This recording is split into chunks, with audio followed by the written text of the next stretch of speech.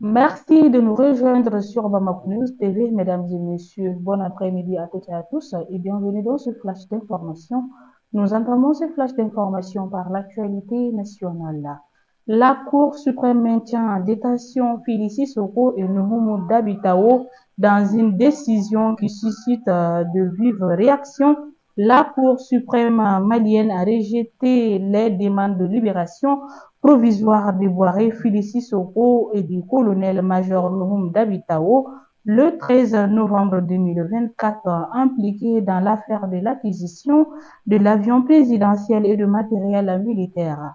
Cette décision intervient alors que le procès de cette affaire avait été reporté en septembre dernier. La Chambre d'accusation de la Cour suprême a justifié son refus par la nécessité de maintenir la détention des deux accusés pour garantir le bon déroulement de l'enquête. Paradoxalement, Amadou Kamara, ancien directeur de cabinet de la présidence, a de nouveau bénéficié d'une liberté provisoire. Cette décision soulève des questions sur l'équité du traitement des accusés. Les avocats de la défense contestent vivement cette décision. Rappelons que la présomption d'innocence s'applique à tous les accusés.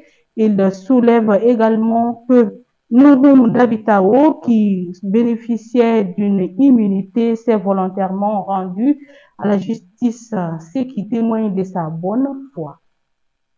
Toujours au pays, poursuivant sa journée riche en activités, son Excellence Abdoulaye Diop, ministre des Affaires étrangères et de la coopération internationale, a eu un entretien fraternel et fructueux avec les ambassadeurs des pays africains accrédités en République arabe d'Égypte. Le ministre Diop a notamment informé les ambassadeurs de l'objet de son séjour au cœur et évoquant la réponse sous-régionale et régionale à la crise au Mali et au Sahel. Il a rappelé le changement en paradigme qui a conduit à la prise en main par les autorités des pays de la Confédération AES de leur propre destin.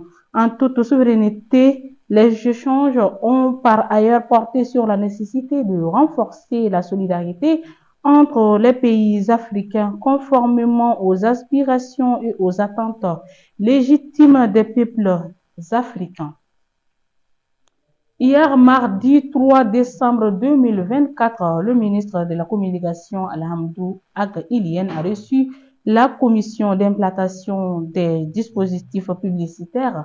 Ensemble, ils ont fait le point sur la gestion de la publicité à Bamako et défini les prochaines étapes. Le président nouvellement élu de la CIP, Amadi Diallo, a présenté les membres de la commission et dressé un bilan des actions passées. Les échanges ont permis d'identifier des pistes d'amélioration significatives, notamment pour assainir le paysage publicitaire. Une opération de grande envergure sera lancée pour retirer les spots publicitaires illégaux ou dégradés. Parallèlement, un recensement exhaustif des dispositifs publicitaires sera réalisé afin d'établir un inventaire précis et de garantir une gestion transparente.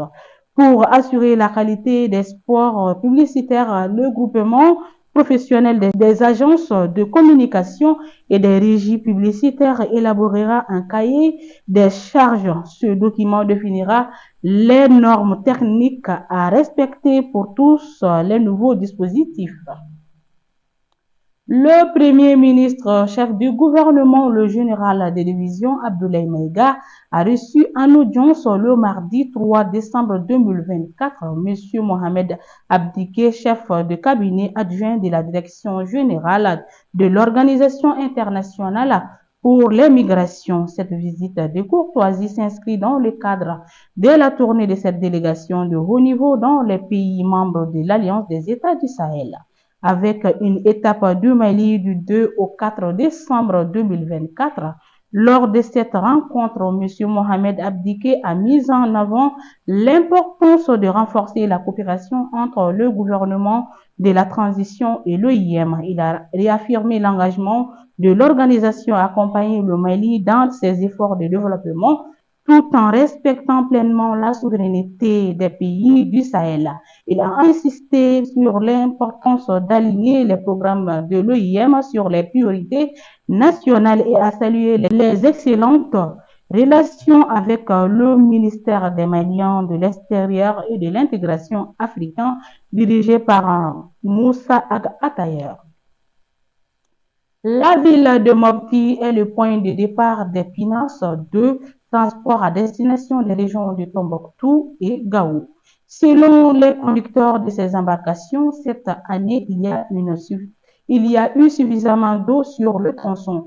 Cependant, le trafic est confronté à des difficultés telles que le manque de signalement sur les voies fluviales et l'ensablement du fleuve, une situation qui impacte la campagne fluviale qui est en plein essor.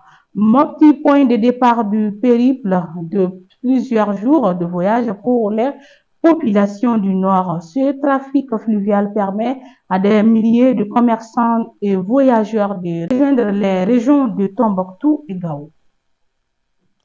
Nous clôturons ces flashs d'information à l'international.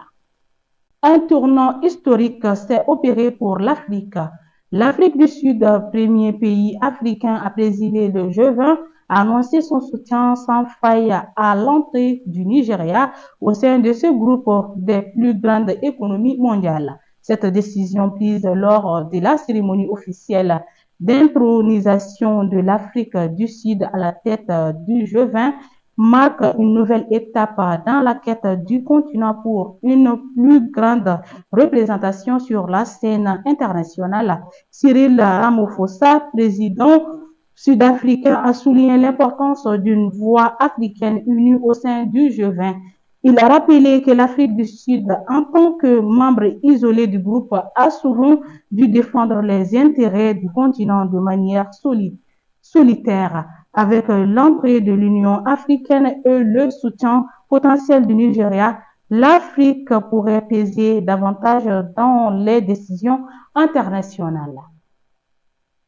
À Madagascar, les électeurs sont invités à élire leurs futurs maires et conseillers municipaux mercredi 11 décembre 2024 et il est encore possible d'être inscrit sur les listes électorales afin de voter le jour J à condition de munir d'une ordonnance spéciale délivrée par le tribunal de première instance. La mesure est dédiée à inclure les voix des retardataires pour ce vote de proximité, mais l'opposition redoute une porte ouverte aux fraudes. Et voilà, mesdames et messieurs, c'était tout ce qu'il fallait retenir. Merci à vous de l'avoir suivi. Au plaisir de vous retrouver très prochainement. D'ici là, portez-vous bien.